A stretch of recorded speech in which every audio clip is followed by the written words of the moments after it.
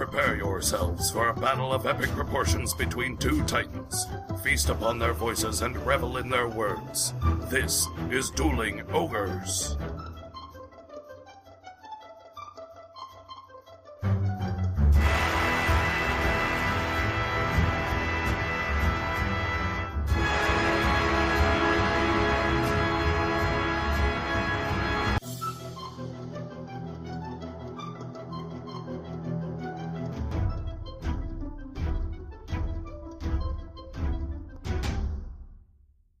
Hello, Ogres, and welcome to episode 60. Thank you for joining us, as always, on this fabulous Sunday afternoon, Earth date October 4th, 2015. I'm your host, Remington Hitchcock, and with me, as always, is my co-host, Brandon Full. Say hello, Brandon.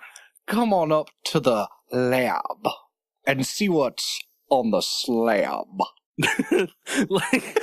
I wish you guys could have seen that. The face he was making, he looked like a carp. Slab. The slab. Yeah, I do. I feel like my face is melting. It's the only way to do that, though. Yeah. Slab. Seriously, that was hilarious. So how are you? Oh, it's a beautiful day in the neighborhood. It is a very nice day for a Sunday. It's been a long one already. I had to wake up early to work on some house stuff that sprung a leak. Yeah, your house is stupid. I know, right?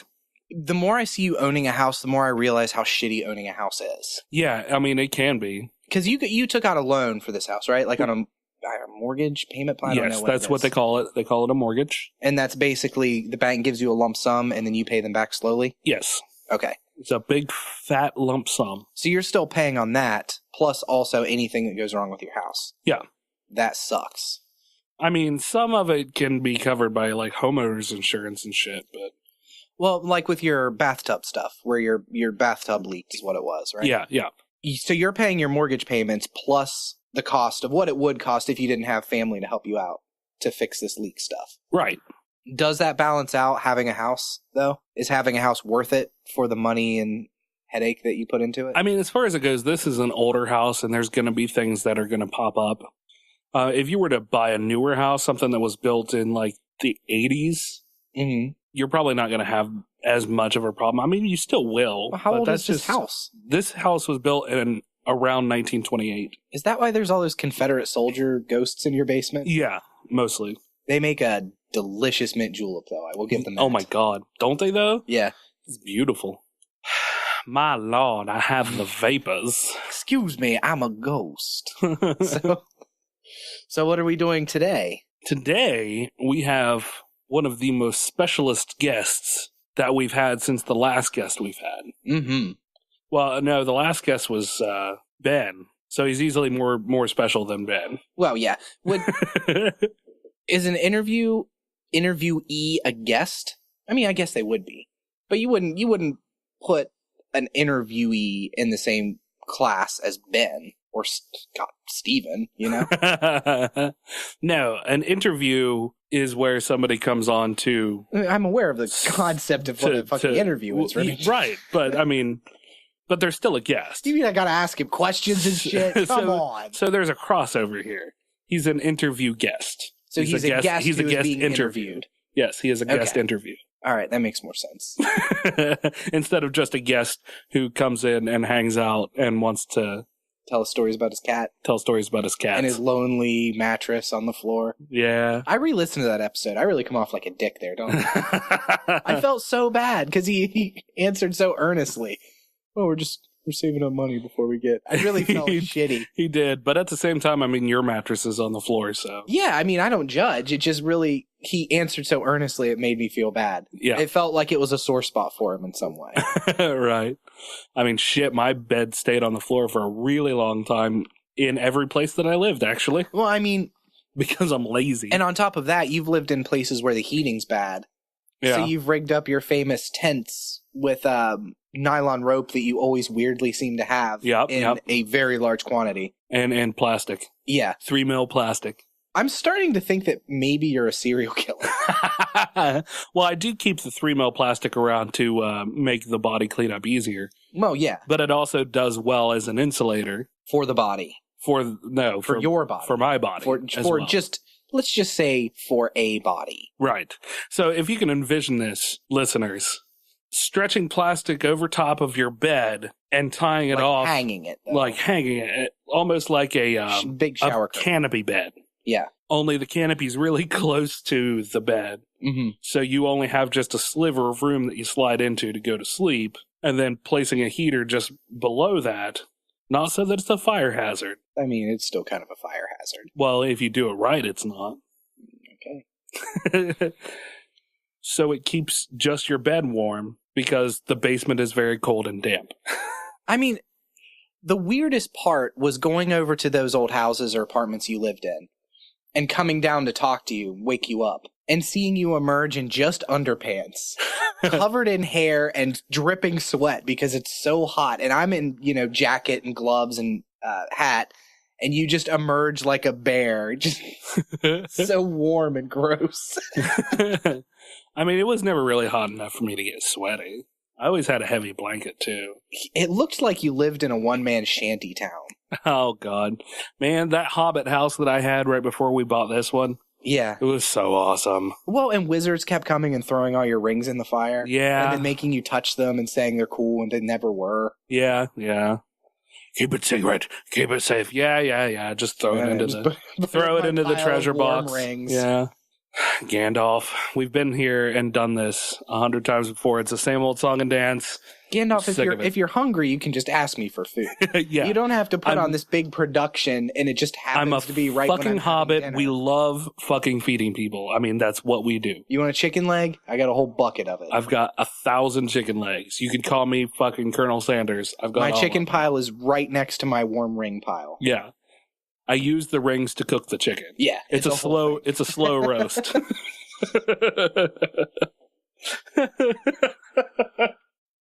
All right, so let's get to this beautiful interview then, shall we? All right, it's going to be a good interview, but I'm seeing you wait with Antissa. And with us today, we have Mr. Stephen Hines. Hi, Stephen. How's it going, man? Not bad. How are you? Oh, not too shabby. Good. Stephen is an author of many, many comics so far, right? Yes, sir. Quite a few. I'm all over the place. So we've got Cracker Stacker, Valedictorian USA, Iconoclasts, right? Iconoplastics? Iconoplastic. Iconoplastic. There we go. And most recently, Zombie Fabulous, correct? Yep. Zombie Fabulous issue 2 is at the printer right now. Oh, awesome. Okay, cool. All right. So, Stephen, was Hocus Focus your book? Like, was it the first writing thing that you had done? It's the first novel that I'd ever written. And I mean, I'd written short stories and poetry before that in college because I was a creative writing major. But Hocus Focus was the first thing that was published? Poems and a very boring amateur short story in my college's a creative journal thingy-madoodle. But it doesn't. There was a screening process, so not everyone was published. But to me, it really doesn't count that much. Right. So Hocus Focus is a young adult book. Is that what's classified as? Yeah. I started writing it when I was teaching 8th grade.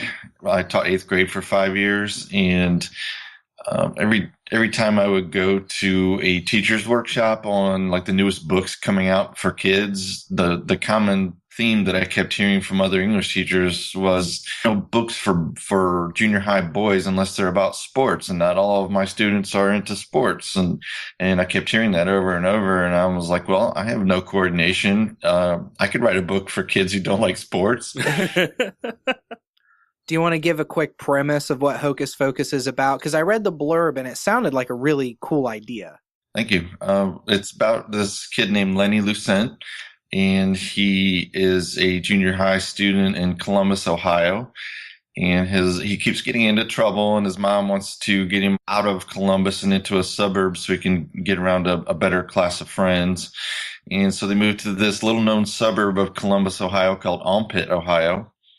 And when they first get to town, he needs some new contacts. So they randomly pick an eye doctor out of the phone book, and they pick this guy named Dr. Third, and he gives them this mysterious pair of magical contacts that allow him to see what people are really like on the inside. And when he wears them, he sees that his gym teacher is a caveman and his math teacher is a mummy with scarabs crawling in and out of her bandages. And all the other kids at the school, except for a few, are walking, talking Ken and Barbie dolls. And he meets this girl and he has a crush on her, and everybody thinks that she has autism. And with his contacts, he can see that that's not the case. So he makes it his mission to try to help her before the magic of his contacts wears off. So there's a time limit on the contacts use? Yes. And in between there, he's a guitar player in a punk rock band, and they're getting ready for the talent show at the end of the school year. So they're a little bit of a dual plot going on. So you grew up, you were a guitar player, right? Yep. I'm bass playing since I was 16, so 29 years now. Because I've noticed in a lot of what you've written with Cracker Stacker, which is autobiographical, and Iconoplastic, you follow a lot of the rock music scene. Yeah, I'm a total music geek, a total music fanatic, and like I said, I've been playing bass since I was 16. I've been in a buttload of different rock bands, and just obsessed with music in general. Who are your main bands growing up as a kid? Like, did you have ones that really jump out at you that got you into music? The band that made me beg for 2 years to get my first bass guitar was Motley Crue, embarrassingly enough. My brother was playing football because he has athletic ability and coordination. And he kept coming home from lifting weights with the football team with Motley Crue's Shout at the Devil cassette. Yeah. And at first I was dogging him because at that time I was only listening to things like Prince's Purple Rain album and, just super hardcore stuff. And I was like, oh, what is this satanic crap you're listening to? And then the more I listened to it, I was like, this is pretty badass. And man, Satan's pretty sweet. Yes. And there's a song on them that's called 10 Seconds to Love, which has really horrible lyrics in it, by the way, but about sex in an elevator. But there's this part in the song where it's a breakdown with just bass guitar and drums. And that was the first time I knew what a bass guitar sounded like. And I was just like, dude, that's what I want to do. I feel like bass players get a bad rap, right? Yeah, we get classified as unintentionally celibate and boring. So because of this obsession with music and how it really infiltrates your writing, it seems like there's a lot of maybe self-exploration that's going on while you're writing this stuff. Is that the case? Or maybe even self-reflection? Yeah, it doesn't start out that way. I just start writing when I have like a kernel of an idea, and then I just let it go where it wants. And then usually when I get to the revising process, if I could talk, that's when it starts kind of coming out that's what's happening. On a funny note, last year I had a student, I teach juniors and seniors now, and I had a student who read my novel because it's in our school library. Nice. And she told her friend that the only thing I got out of his book is that he has really bad daddy issues. Oh. Because the narrator in the book has an alcoholic absentee dad, and he's like mom. And I just looked at her and I was just cracking up laughing. And I was like, you do realize that's fiction. That's not me telling the story. It's a narrator. I got to break it down. I didn't really find magic contacts. Just daddy issues. So you grew up in Ohio? Yeah, fortunately. Because it definitely seems like a lot of your stories are taking place in and around Ohio as well. Yeah, only because that's all I've ever known. And as a writer, you tend to write what you know. Yeah, I mean, that's probably down more to laziness than anything else. But last summer and this summer, I worked on a script for a full graphic novel about a serial killer, and it's the first story that I've written since Hocus Pocus that comes back to the town of Almpit, Ohio. But this one's called Soccer Mom Killer, and it's about a serial killer who only kills minivan driving soccer moms. Right. And I had an artist working on it, and I'm getting off topic, but that's fine. I had an artist like about a third of it illustrated, and it was turning out great. And he just kind of flaked out on the deal and said, I can't do this. And so now I'm back to square one. I have a script, but artist. So when something like that happens, whenever you get another artist on, are you just going to have to scrap what's already been drawn? Yeah, I mean, for the sake of consistency, I had to switch artists on Valedictorian USA after we were 4 issues into the story, but since that's an ongoing series and not a graphic novel unto itself, then I just found another artist who could seamlessly kind of mimic the other artist's style a little bit, but still make it her own. Right. So it wasn't like, well, who the hell were these characters? I don't even recognize these people. It's something I noticed reading through Valedictorian USA is I read through the 5 that you have so far. And I noticed in the 5th one, it's pretty obvious that the art style has changed, but the artist did a good job of kind of reintroducing each character in their art style, doing something iconic to what's been in the story previously. You know what I mean? So you know who that character is, even though the art style is different. Yeah. I sent her all the issues that had been done so far, and I just gave her freedom to do her thing. Her name is Gemma Moody, and she's from the UK. And until she had issue 5 completely done, that she had told me that she was intentionally mimicking the first artist, Daniel Salcedo's style, to make it a seamless transition. So obviously she's more professional than I am. So why do you think there's so many issues with keeping artists? Because it seems like you've said you've had a few issues, right? This is the soccer mom killer artist thing. Was the first time I ever had someone just bail. Oh, just straight up bail. Yeah, in a strange and passive aggressive way, to where I had to force the issue and say, "Dude, are you still doing this with me, or because we have a contract?" And the other one with Valedictorian USA, Daniel, the first artist, was going to college while he was doing the first 4 issues and getting a degree in graphic design, and he ended up getting hired by a company that didn't have a graphic design position before, so he was building the position up from the ground floor, and he just came right out and said, "Man, I'm sorry. I really wish I could still keep doing this because I love your story, but there just aren't enough hours in the day, and I wouldn't be able to do your story justice." And I really respected the forthright communication and just saying, not this anymore. Right. Continuing on with Val USA, then, the character who seems to get the most coverage is the Black Nazi. Yeah. So, you want to go over a little bit on how that character came about? Sure. His name is Robert. And before I even had the idea for the story for Val USA, my wife used to work in education. She's a librarian now. Yeah. And she worked with only the worst of the worst kids, severe behavior issue kids. Yeah.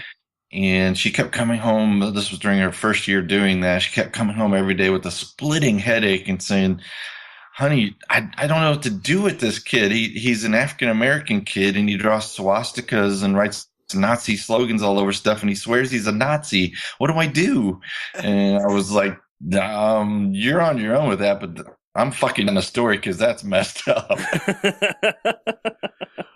So, I mean, he gets cut pretty early on. He's the first character who gets cut, correct? Second.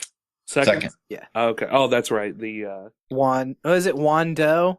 Yeah, Wando. Which is a hilarious name, by the way. Yeah. Thank you. I was hoping somebody would get that eventually. But the way he goes out and the way you actually find out that he goes out in the background, is it almost inspiring to you as he kind of shuts down entirely and just doesn't want to play the game anymore? Is that inspiring to you, coming from this place where the reality TV scene is just this horrible trap and almost farcical representation of how humans are? Yeah, absolutely. Because one of the main things I wanted to highlight with this series was how manufactured and manipulated the so-called reality on these shows is. Yeah. And he was such a one-dimensional character up until it gets to the point where he shuts down, and then you see through the snippets of the suicide, because one of the characters ends up committing suicide in the series eventually. you'd see from behind the scenes that he was being forced into this role of pretending to be a Nazi in order to get ratings because he was trying to get a college scholarship out of the deal. Right. He just got to the point where he just shut down because he just couldn't do it anymore because he realized how despicable he was making himself look to the whole world. Yeah. So when can we expect the next issue of valusa then? Well, the script has been written for years because I originally wrote it as a novel in script format and then launched, I don't know if you read the foreword to the graphic novel, but yeah. Eventually it turned into a comic book series. But basically, I'm waiting until I have the money to pay the artist to go ahead and do issue 6, and I'm not even close. Damn artists, so they want a paycheck. They won't draw everything for free. I know. Selfish bastards. Pricks. That's money grubbing pricks. That's why you get a best friend who you don't have to pay for doing a podcast with you. I do have some artists who are willing to work on the honor system when we do a Kickstarter, like the guy who does Zombie Fabulous does it all up front for free. Yeah. And then like with this newest Kickstarter, we factored in a third world wage that I could afford to pay him and factored that in. And once our funds were raised, then now I can hand him a paycheck and say, I'm sorry, I can't pay you more, but here it is. Right. So let's move on to Zombie Fabulous then. Okay. So like you said, I mean, the Kickstarter has succeeded, correct? Yes, it was very stressful. I've never asked for that much money before, so I was really freaking out through this thing. But we ended up going about, I think, 150, 170 some over what we needed to pay the artist and print the books and get the rewards made and whatnot. Yeah. So at that point, when you did the Kickstarter, was issue 2 already drawn? Yes.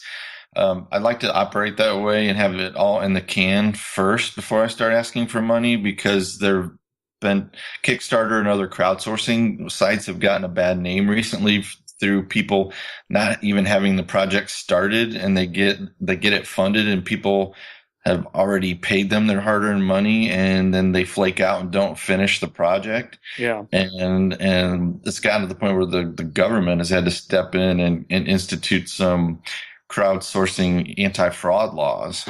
Yeah. And I just wouldn't be able to live with myself if I did that to people, if I didn't have a finished product before I asked them.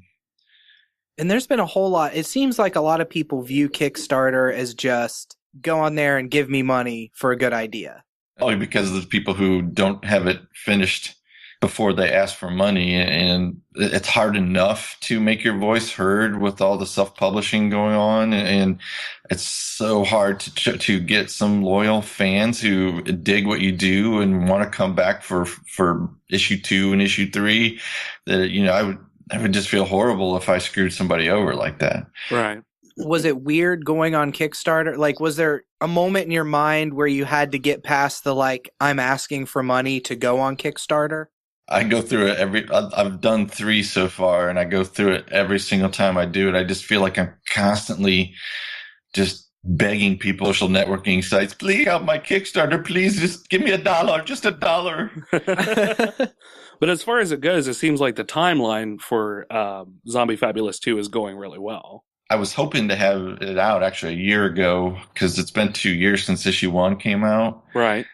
But as soon as we put issue 1 out, the artist was contracted to do a complete graphic novel for a local author.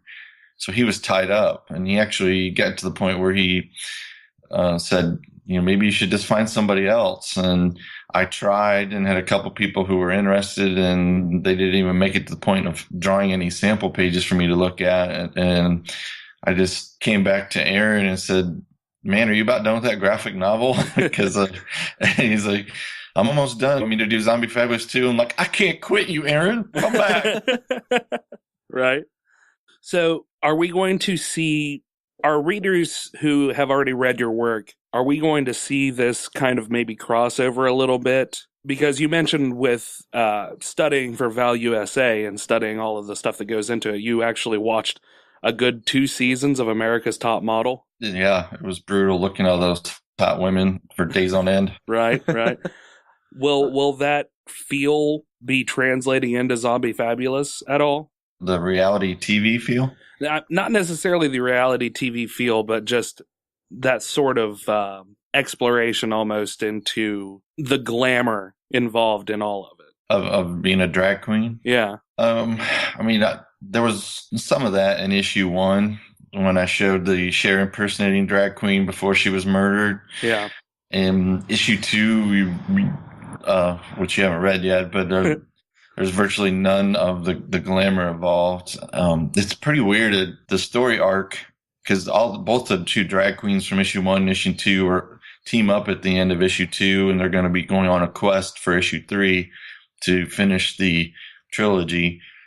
And it's kind of taken a weird turn because issue 1 was pretty much just all full of hate and anger about homophobia and everything, and right. Just brutally violent and disturbing and funny at the same time somehow. And then when I started to write issue 2, it turned into this kind of a love letter to family and a father who would do anything for his daughter and a daughter who would do anything for her father. And it's kind of taking on this just really weird life of its own. And I honestly have no idea what's going to happen in issue 3 because I haven't written a single word of it yet. Nice. What sparked your idea with Zombie Fabulous? I woke up one morning for work with that hideous noise of my alarm clock going off, and it was the weirdest thing. It was like something on the tip of my brain's tongue. It was just the title, Zombie Fabulous, was just popped into my brain as soon as I woke up.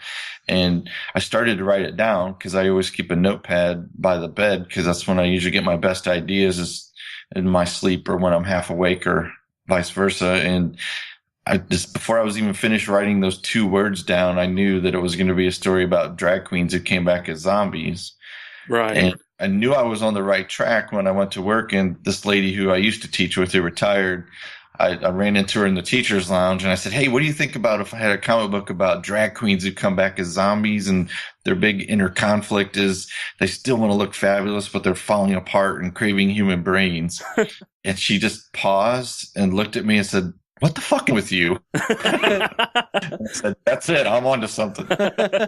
Well, it's interesting because zombies have really made a resurgence into today's pop culture. And it's interesting to see a really unique take on the whole zombie movement.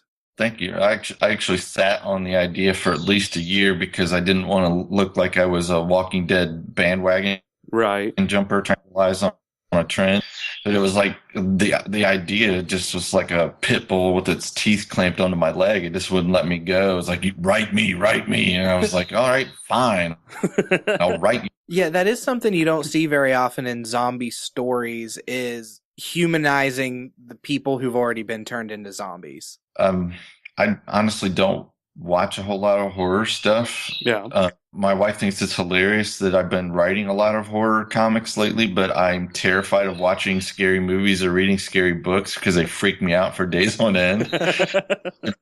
So my only 2 zombie movies that I have seen, Dawn of the Dead and Army of Darkness, and that's it. Right. So I have nothing to go on. Maybe that's why maybe it's why I'm not subliminally stealing from somebody else, because I don't watch any other ones. Right. So are you a fan of the divas then? Aretha Franklin and Cher? Aretha, yes. Cher, no. Cher just was the first one who came to mind because she's such an icon in the gay community, the LGBT community, that I was like, okay, that has to be who issue 1 is about. And I'm not a fan whatsoever. I mean, her vibrato makes me want to shoot my face. Me too, buddy. Me too. You don't want to turn back time? No, God. Are you sure you don't want to find a way? Here's my question. I was thinking about this last night, actually. Is there anybody now who's on the radio who you think is going to hit that icon status of Cher, Aretha Franklin, or even, I think you could even say Madonna at this point has hit that icon status, right?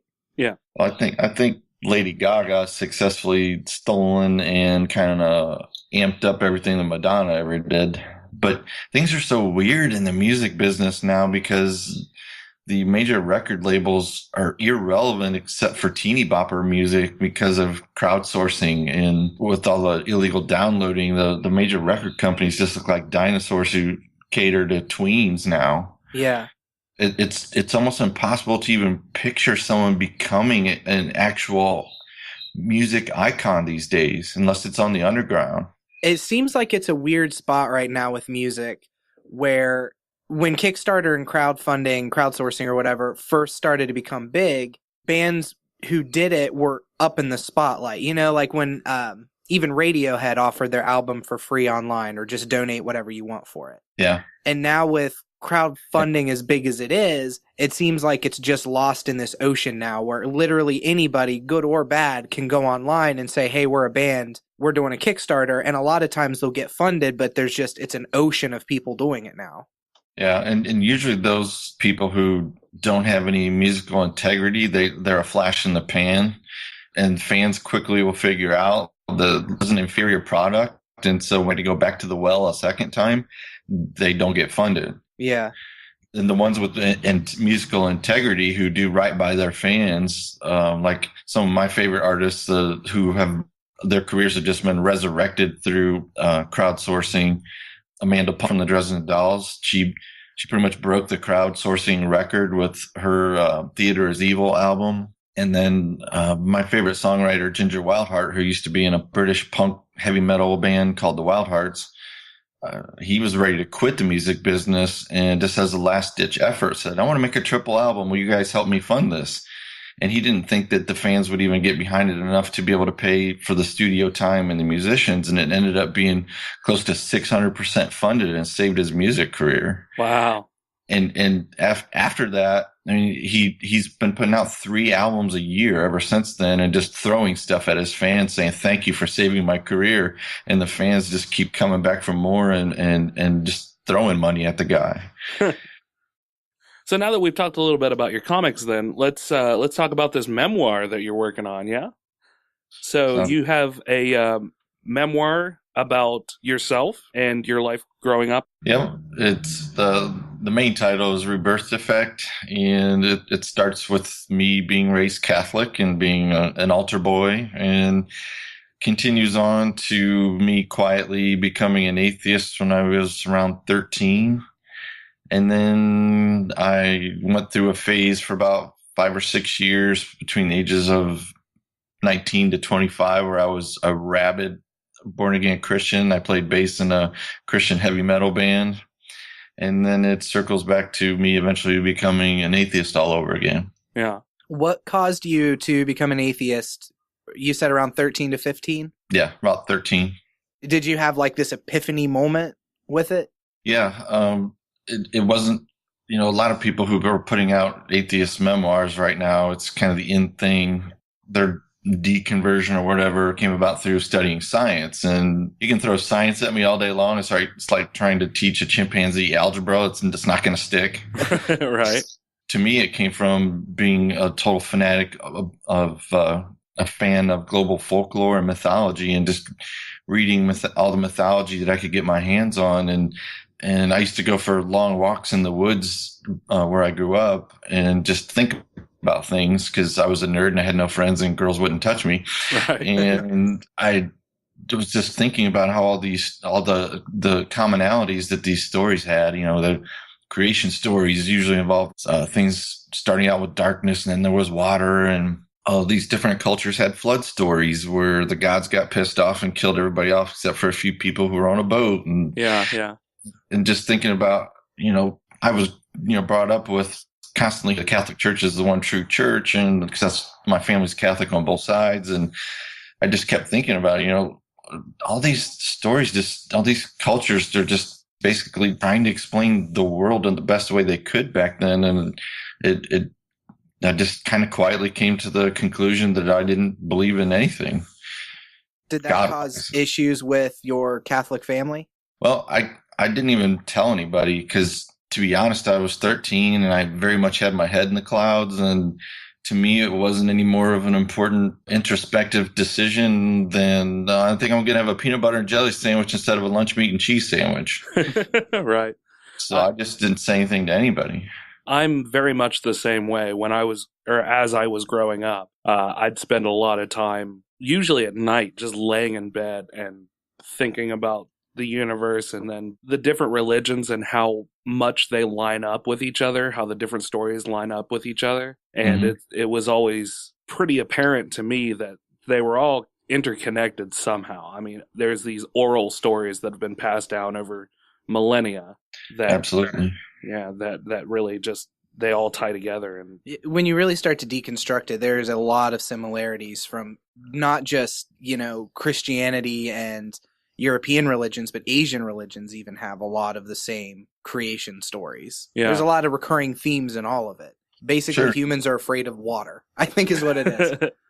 Well, yeah, some people think that comes down to like the whole birthing process and the breaking water and the baby coming out of the womb, out of the darkness into the light kind of thing.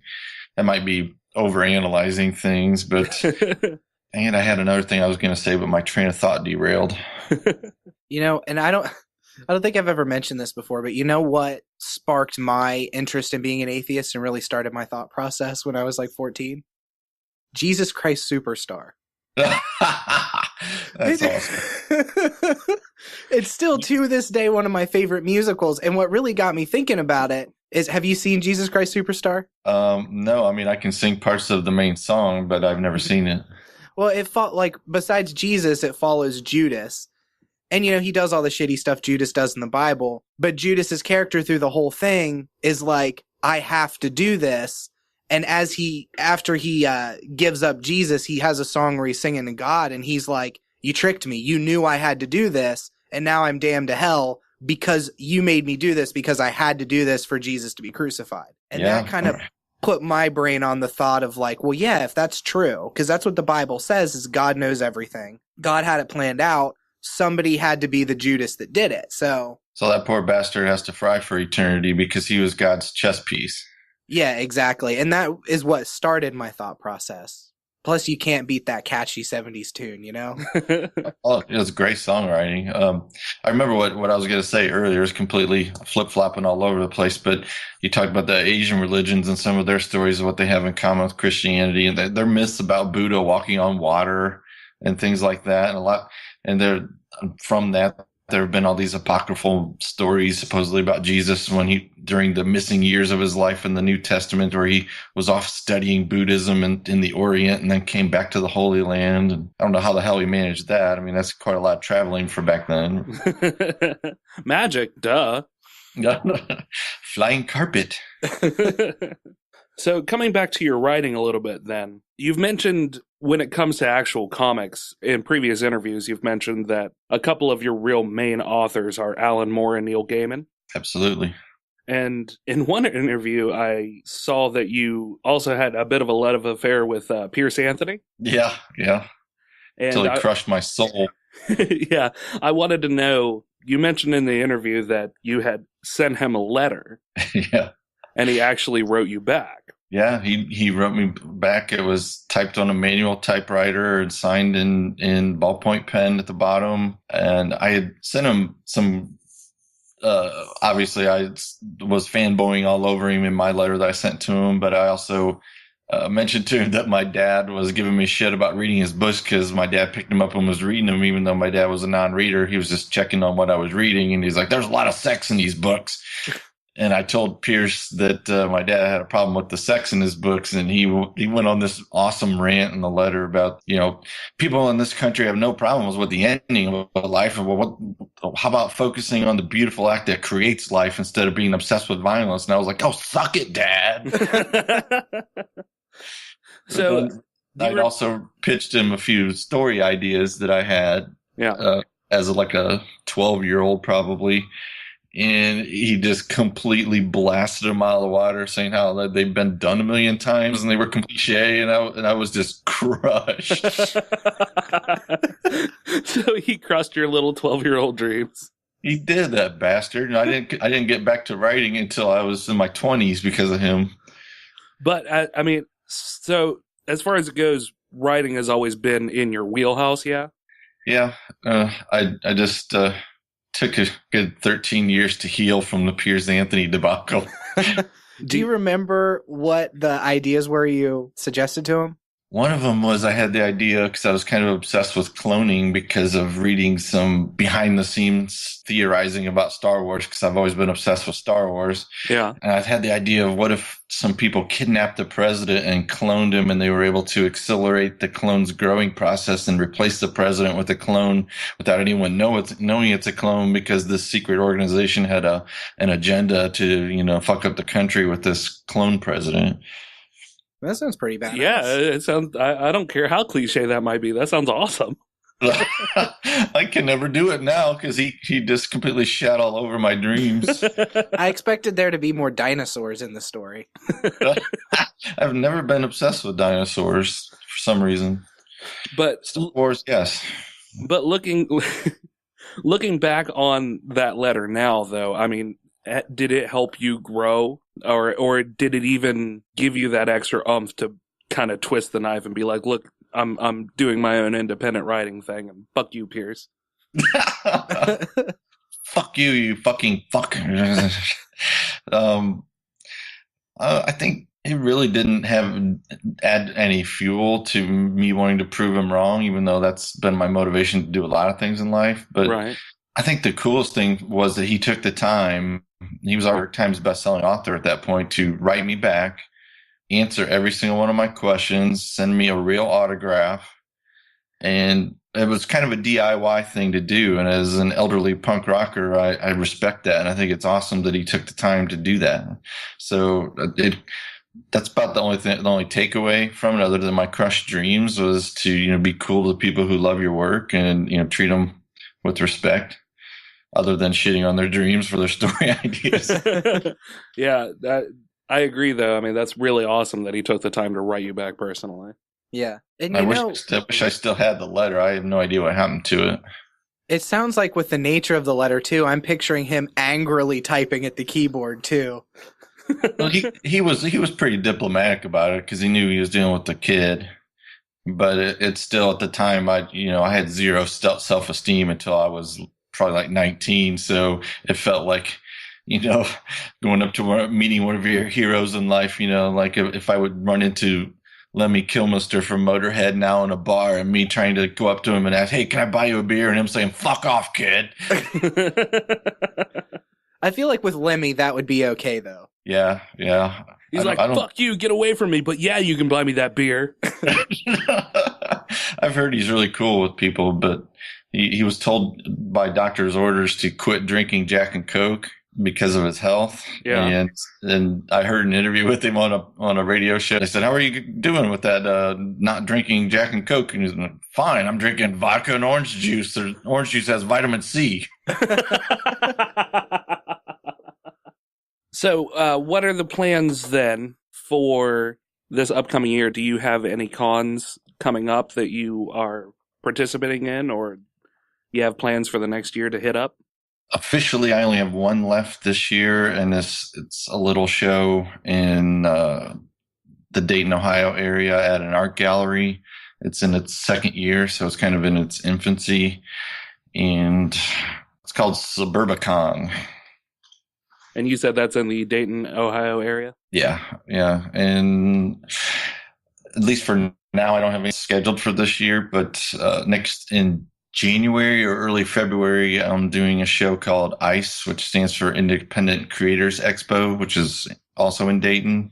It's in its third year. It's a really cool little convention that's growing quite nicely. And my biggest show is a show called Space that takes place every spring in Columbus, and it stands for the Small Press and Alternative Comic Book Expo. Huh. And that's the one I always do the best at. And and I'll be doing the Gem City Con, which is in Dayton. That's down on the Wright State University campus. So it's the first time I've done that one in quite a while, and it's really sprouted up. And I took a few years off because the sales were just really slow. And of course, as soon as I took a year off, all my friends said, "Oh man, our sales were through the roof this year." That's usually how it works, man. Yeah. Never trust your gut, right, Brandon? Exactly. Exactly. So then to recap, what can we look forward to from you in the, coming year or so? I will have Zombie Fabulous issue 2 available to anyone who did not pledge on the campaign through my Etsy website and at conventions. Uh-huh. And I'm hoping to put out issue 6 of Valedictorian USA. It all depends on whether I get the funding or not. Right. And I'm still waiting to hear from some publishers about my memoir, Rebirth Defect. I pitched it to a bunch of publishers over the summer, and it's kind of a long, slow waiting game with that deal. Yeah, after the interview with Terry, we really realized how slow pitching a novel or pitching a book can be to a publishing company. Yeah, and I've pretty much decided that if I hear from all of them that they're not interested because, it's not like I'm some big celebrity telling my story, and I'm perfectly cool with putting it out on my own. And I want to do, if I put it out on my own, I want to do an audio book that I will record in my basement. I have a little mini recording studio in my basement. Yeah. Other than that, I'm hoping to find an artist for the Soccer Mom Killer graphic novel who will work for peanuts because that's all I can afford. Right. Cracker Stacker issue 5 is in the works too. I should have mentioned that. Oh, yes. I started off with Cracker Stackers and then we got off on a tangent. So you are not only writing that, but you're also drawing and inking that as well, right? Yeah, that's the only one of my comics that I do the art for because number one, I'm painfully slow, and number two, I'm painfully amateurish. So the focus is on the memoir part. That's what I tell people, to try to smoke screen them away from looking at the art too closely. Well, I really feel like from what I read, the art works with the story because it's a super personal story. So I think the art really adds to it as opposed to detracting from it. Oh, cool. Thank you. I feel like after issue 2 that I had kicked the rust off of what little art skills I have. And I feel like things have grown exponentially over the first 4 or 5 issues. So it's not as embarrassing as it was in issue 1. Are you doing crowdfunding for that one, for issue 6? No, because I'm going to be doing one for Zombie Fabulous number 3 probably next fall. And I'm just afraid to go back to the well more than once a year. Yeah. Because there's so much begging involved, and it's really grueling trying to put everything together. And it's like herding cats. But the cats are on acid and even worse to deal with than normal. Yeah, let's look at that a little bit with the crowdfunding thing. Aside from it being kind of grueling to set up for you, I mean, do you think that it would be a bad idea? From my perspective, I would think that they're 2 very different stories. I mean, it's coming from the same writer, but it feels like you would have fans for one and fans for the other you might be pleasantly surprised if you put them both out at the same time. That's true. I guess I'm just afraid of, slapping it out there and falling flat on my face and not meeting my funding goal and thus getting nothing but egg on my face. Yeah, and that's true, especially coupled with the fact that you want to have the product ready for print. Yeah, and I know this artist is completely professional and reliable, and she's really fast, but she's also been burned by, she did a complete comic for an author in the UK on spec with, and he promised her he had this huge fan base and he was going to do a Kickstarter and he was just going to throw money at her like crazy. And I think it ended up being like 5% funded, and she did all of that work for nothing. Wow. Yeah. Did he still put it out? I honestly have no idea. I just know she felt pretty betrayed by that, and I can completely see where she was coming from. Yeah. Yeah, so I guess I agree. It's better to err on the side of caution. Yeah. Yeah, I've had a lot of people tell me to go the Patreon route, but from what I've gathered, that only works best for people who are putting stuff out on a really consistent basis, like podcasts, 1 or 2 a week or something. And if I'm lucky, I put out 1 or 2 comics a year, and I just don't see that platform working for me. Right. Well, heck, we've discussed it in the background dozens of times. But we're really bad about having extra stuff along with it. I mean, we release our outtakes afterward as part of the podcast, and I don't want to have to put them behind some sort of paywall. Yeah. I just honestly, maybe I'm myself short, but I don't think I have a rabid enough fan base to throw money at me on a monthly basis. Right. Well, the good thing about Patreon is, I mean, you can set the donations as low as like $1. Yeah. But really, when it comes down to it, you appreciate the money. But if you have like 5 or 6 people donating $1 a month to you, yeah, sure, that's money coming in. But when it comes down to it, it's like $4 or $5 a month. Yeah, it takes me a ridiculous amount of time to you have to pay for tables at conventions, and you have to pay printing costs and all this other stuff, and if a comic book sells out, I have to pay to get more issues printed, so I have them available at conventions, and it takes me forever to save up that amount of money just to pay for the next issue.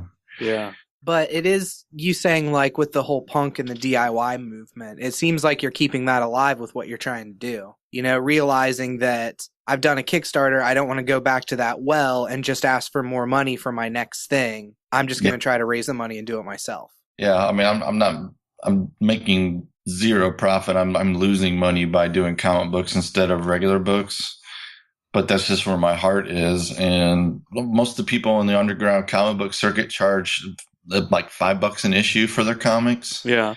And I like to keep my price low. Mine are usually $3 an issue, except for Cracker Stacker, they're like $2 an issue.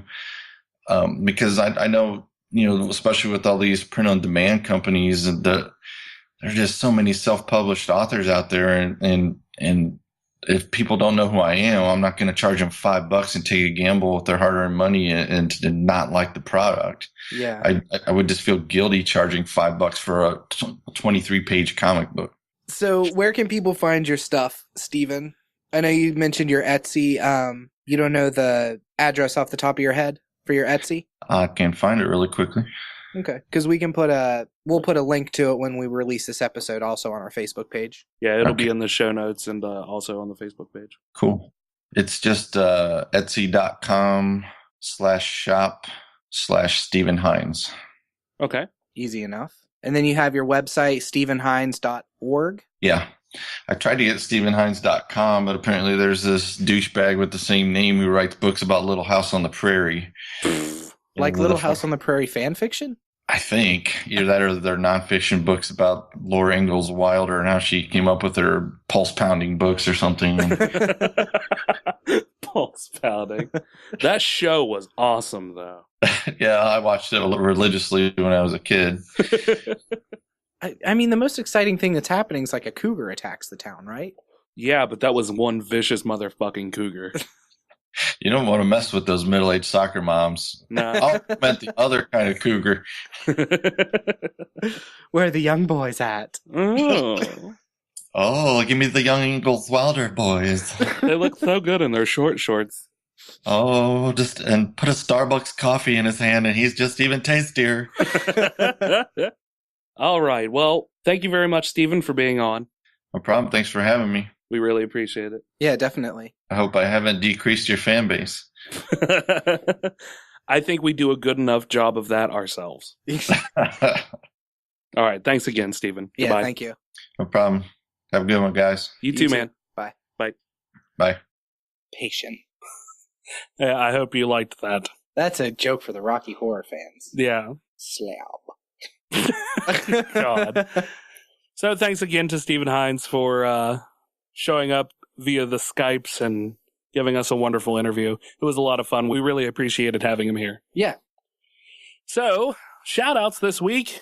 As always, Viscount Terry and the Wizard in the Wardrobe Keisha. Mm-hmm.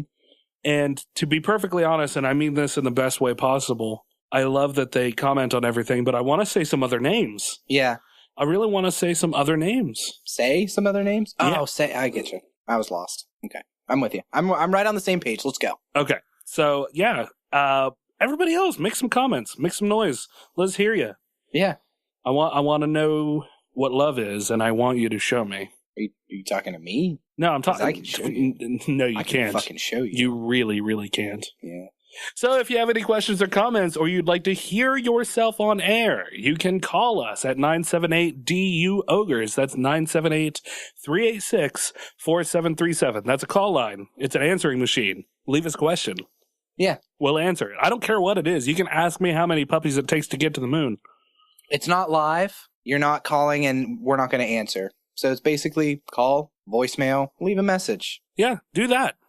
Come on, you know you want to. You have a stupid question for us. Come on, you can be funny. You can try to be funny. You're not going to be as funny as us, but... Well, yeah, I mean, that's pretty high tier to reach. Yeah. See, it's comedy gold like that that makes us podcasters. Yes.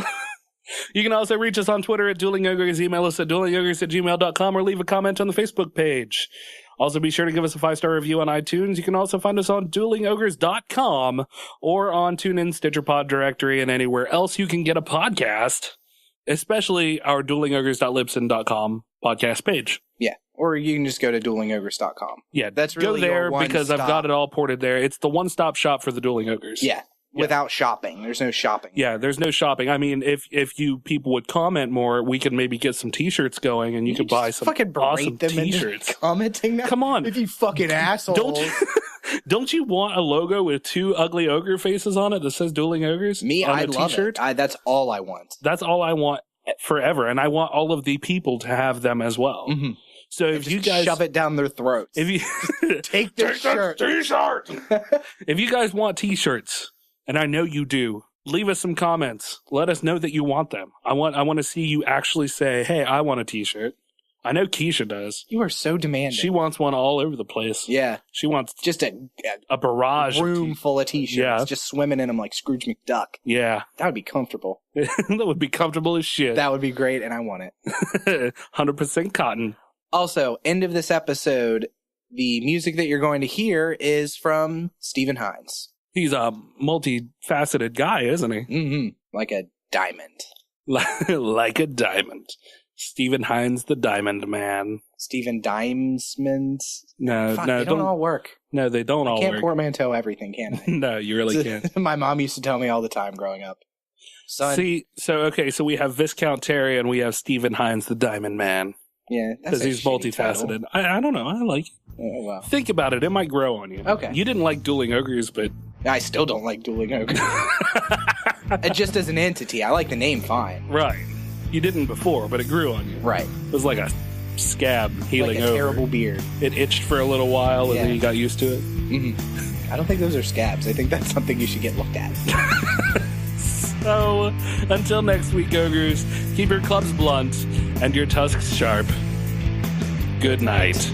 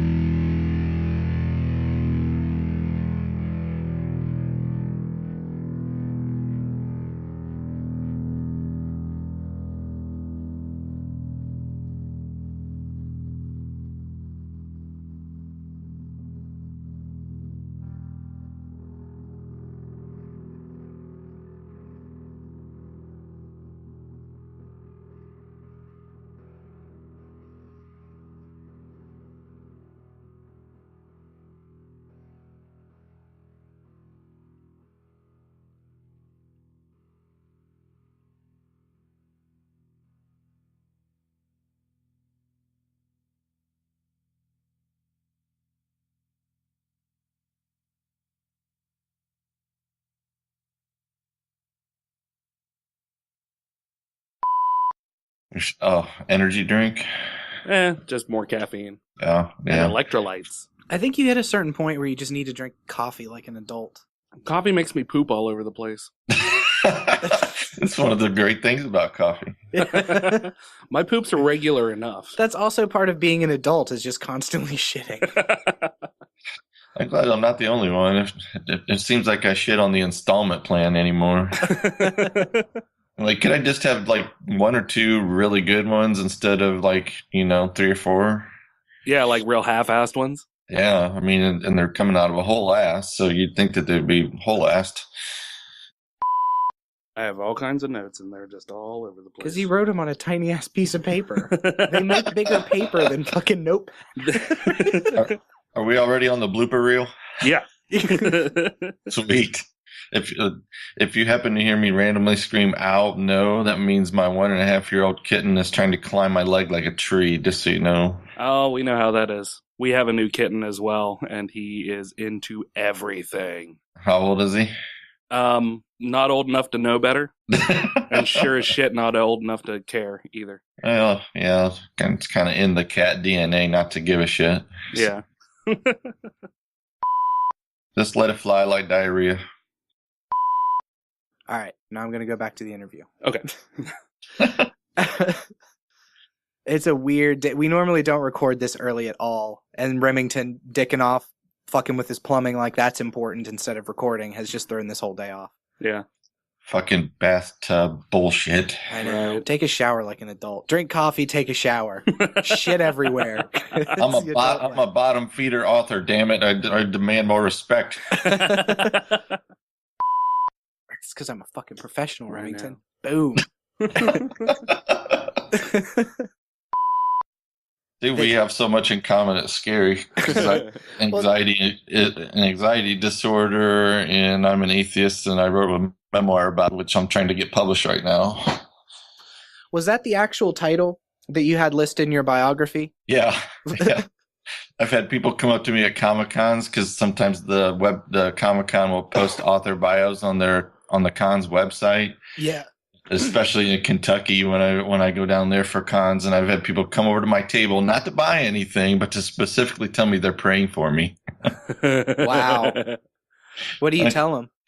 I just smile and say thanks, I appreciate it, and they don't know what to do with that because they think that I'm going to be like all Christopher Hitchens on their asses or something. Yeah. God is a delusion. Yeah, I'd like to come into that here. The con stuff? Well, the con stuff, but talking about the rebirth effect as well. Okay. Cool. Are you okay with talking about being an atheist in relation to your book and stuff? Oh yeah, absolutely. Okay. All right, Rem, you want to lead into... Where did we end there? I don't remember where we ended before you had to pee. We were wrapping up with Zombie Fabulous, I think. Yeah, okay. You want to do one of your patented jumping back in like a professional that you do? Yeah. Segway. So now that we've talked a little bit about your comics, then let's... I'm sorry. You just do it so perfectly. I'm sorry. Throw off my... I know, I didn't mean to. Throw off my meter. Sorry. It's cool. Go ahead. Sorry. I'm going to go take a pee. Okay. Are we playing D? No. Will you get me some ice and water since you're going up? Can I go pee while Rem goes pee? Yeah. It's like you guys will be peeing together. Oh, well, that'll be the most action I've had in a while. Coffee in, coffee out. I've hit that point now. I just had my 31st birthday. And for the last, year, my left knee has started to go bad. And my girlfriend's a nurse, and she took a look at it, and I have arthritis developing in my knee. Oh, I So can now when I sympathize with sit- knee pain, man. Yeah, I know. Whenever I sit, if I sit the wrong way, my leg locks up. And God, Ooh. there's nothing that makes you feel older besides, getting into your 30s and onward is having to sit a certain way or my knee locks up. Yeah, I'm going on 46, and this summer I had the bright idea because we needed some extra money to I got a summer job at an EPS distribution hub, and I was basically nothing but lifting from 0 to 90 pounds as fast as you can for 4 hours straight. Oh, jeez. And my knees kind of snapped, crackled, and popped before that. But on my third to last day on the job before I quit, I cracked my kneecap full speed into these metal rollers that go into the brown delivery trucks that boxes go onto, and almost hit the floor. And I thought for sure I was going to the emergency room. And my doctor initially thought that I just smashed my kneecap down into the groove and bruised all the cartilage on the underside of my kneecap. Oh, God. And he said it would go away in 4 to 6 weeks, but it's been 3 months, and I have to wear a knee brace, dude, just to pace around while I teach at work, and it still swells up and feels like I have like a half pound of hamburger underneath my kneecap. And so I'm going to be going back and saying, yeah, I think this needs to be scoped. Yeah. Is there anything they can do about it? Well, for what the initial diagnosis, the only thing I could do is ibuprofen, but I talked to a friend of mine who teaches English at a community college, and she was doing rollers for a while, and she on one of her knees, and the doctor gave the same initial prognosis, and she kept having problems. And then they went in with a scope and found that there was something that had been knocked loose underneath her kneecap, and they reattached it. And she said she's been great ever since. So I'm hoping that's what needs to happen. Yeah. It's pretty pathetic, just pacing around yammering and helping students with their essays, and I come home and I have to ice my kneecap like I'm a freaking pro athlete or something. Drinking Gatorade. Getting the ice bath. So you teach English? Yep. Is it at a technical school? Yeah, it's Upper Valley Career Center in Piqua, Ohio. Did you go to school for teaching? You went to school for writing, right? I majored in education. Well, actually, I majored in creative writing, but my degree is in education, oddly enough. Was that your intention to go into teaching? Yeah, I honestly thought that I would just go straight through and get my PhD and teach on the college level.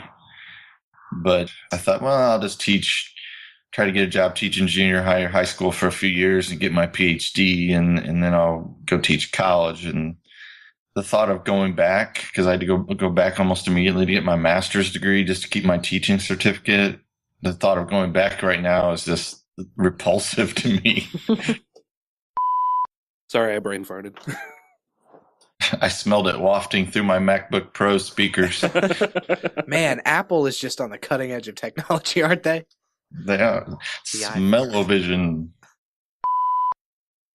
Do you mind if I pause and look up what it's called, because I'm having a brain fart? No, that's fine. Yours smells so much better than mine. I doubt it. Let me take a look here. I'm such an amazing Donald Trump-esque businessman that I have none of my store websites memorized. Dude, don't feel bad. This started off so rough. It takes a few minutes to get into the flow sometimes, especially if I'm coming right off the tail end of doing something else. Yeah. Oh yeah, your mind's on all these other like adult responsibilities. Yeah. Awkward silence. Yeah. Yeah, sorry, I just spaced out. That's the thing that we've always been bad at, is wrapping up. Yeah.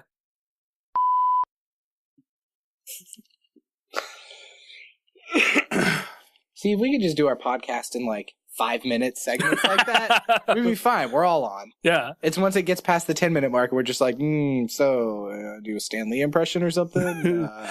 True believers. Yeah. I'm not Jewish, but I sound like it. I don't know what that is. I don't know either. That's Stan Lee looking over you like you're a delicious bucket of chicken. Excelsior. Fucking shit tits. Fucking shit tits. Tits that are made of shit. Like the whole body is made of shit. Like the whole body is made of shit. That's how I feel. Like shit? Yeah. Well, you look like shit, so. Thanks. I even took a shower. My freaking back is murdering me today. Do you have a lighter? I'll do. Well, you were off today, so you have the right to look like shit. This is true. If I'm off, my hair doesn't get within 100 feet of a comb. My hair's like a pedophile, and a comb is like a schoolyard. I mean, I hate that cap, but that thing is fucking adorable. I agree. Don't put your face right onto it. I'm gonna lick it. You'll die. Hey, baby. The fuck is going on? Do you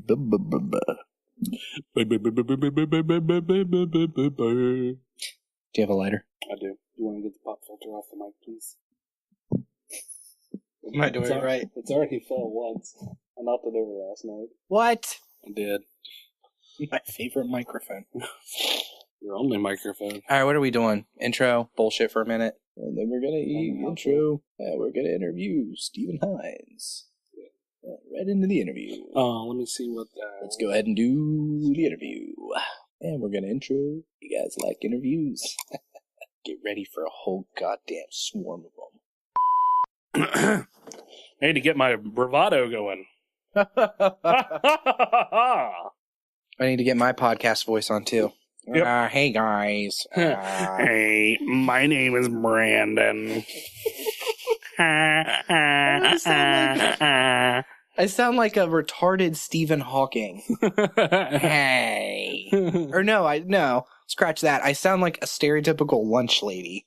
Hey. Hey. You want mashed potatoes? You want mashed potatoes? You call those mashed potatoes? Shut up and eat your gruel, kid. I sleep in the freezer. Lunch lady is really a pretty stereotypical shitty job, right? I don't know. Our lunch ladies always seem to have fun.